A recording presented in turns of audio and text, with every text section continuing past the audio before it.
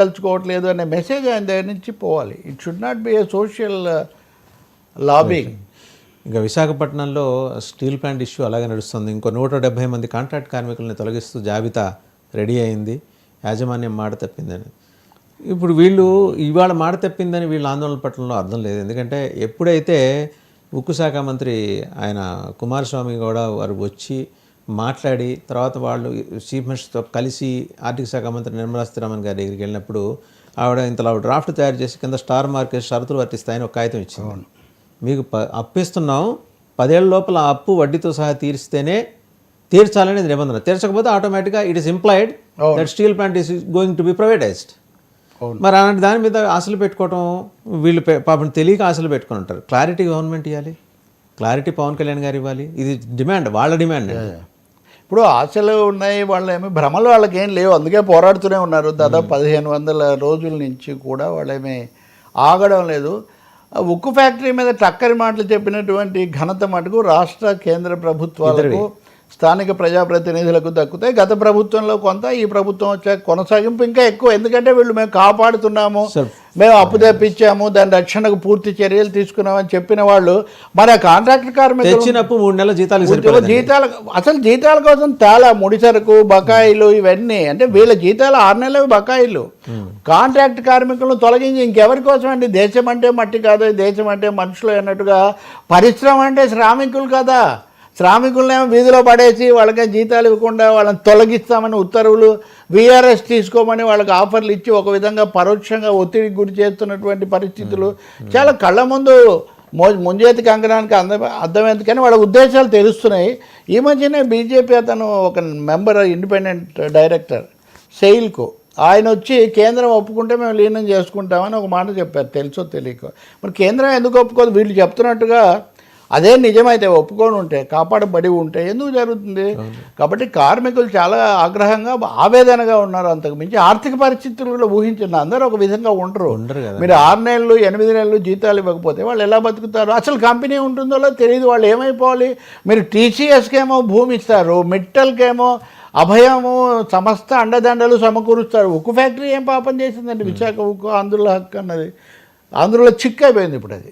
కాబట్టి తప్పకుండా ఆ కాంట్రాక్ట్ కార్మికులను వాళ్ళకు రక్షణ కల్పించాలి, తొలగింపు అనేది ఆపాలి. లేకపోతే 16 నుంచి వాళ్ళు సమ్మె చేస్తామని కూడా నోటీసు 2 సార్లు ఆపారు పాపం. సంప్రదింపులు వాళ్ళు పట్టుబిడుపులతోనే వెళ్తున్నారు అందరినీ కలుపుకొని. కాబట్టి మాటలు కాస్త అమల్లోకి వచ్చేది చూడాలి. నెక్స్ట్ ఏపీలో మంత్రుల వాళ్ళకు విశాఖ మేయర్ ఎవరు అవ్వాలి? లేకపోతే భూములు ఇదిగో టీసీఎస్కి ఇవ్వాలా, ఉరసాకి ఇవ్వాలి. ఈ హడావుల్లో ఒక 10%, 10% సమయం ఉక్కు ఫ్యాక్టరీ కేటాయించండి అని నేను కోరుతాను సార్. అంటే ఇక్కడ మీరు ప్రస్తావన చేశారు, లోకేష్ శివనాయకుడు కాబట్టి మరింత అభ్యర్థి వాళ్ళ ప్రయారిటీస్ గురించి ప్రస్తావన చేశారు కాబట్టి ఇక్కడ ఒక మాట చెప్పాలండి. ఇది ఇలాంటి కాంటెక్స్ట్లు వేరే దేశాల్లో తలెత్తినప్పుడు అంతర్యుద్ధాలు మొదలైనాయి. అక్కడ సివిల్ వార్ దిశగా వెళ్తుంది. కడుపు నిండని కార్మికుడు రోడ్డెక్కితే వాడిని ద్రోహిగా చూపించే ఒక దుర్మార్గమైన ప్రయత్నం జరుగుతుంది. అది కట్టేలు చేయాలంటే పవన్ కళ్యాణ్ ఒక్కరు నడుము బిగించి కేంద్రంతో, మిగిలిన వాళ్ళు ఎవరు మాట్లాడరు. ఈయనకు మొహమాటాలు ఉండవు కాబట్టి వెళ్ళి మాట్లాడతారు.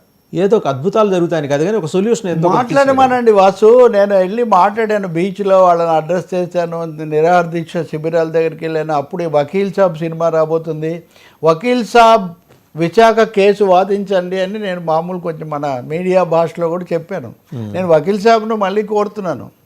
అప్పుడు కేవలం వకీల్ సాబు హీరోనే, మీరు ఇప్పుడు డిప్యూటీ చీఫ్ మినిస్టర్ కూడా కాబట్టి. పైగా ఈ మధ్యనే మోడీ ఆయన్ని పిలిచి మాట్లాడి చాలా కీలక ఇది ఇస్తున్నారు. అసలు కాలం కర్మం కలిసి వస్తే ఆయన కేంద్రానికి వెళ్ళి ఇక నాగబాబు మంత్రి అవుతాడు. చాలా కథలు స్క్రిప్ట్లు తిరుగుతున్నాయి కదా.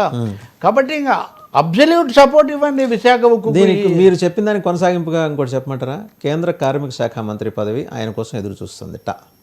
చాలా మంచిది కదా.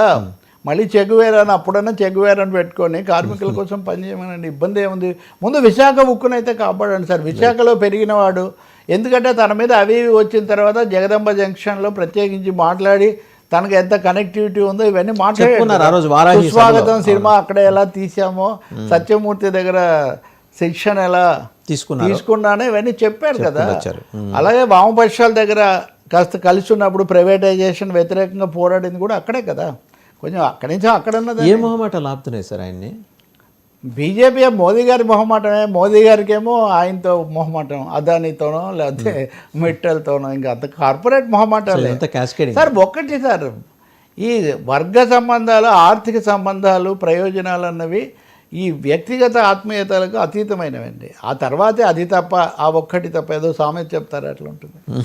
అది and Pawan Kalyan knows that. ఇంకొకటి మళ్ళీ ఏపీఏ మంత్రుల మార్పు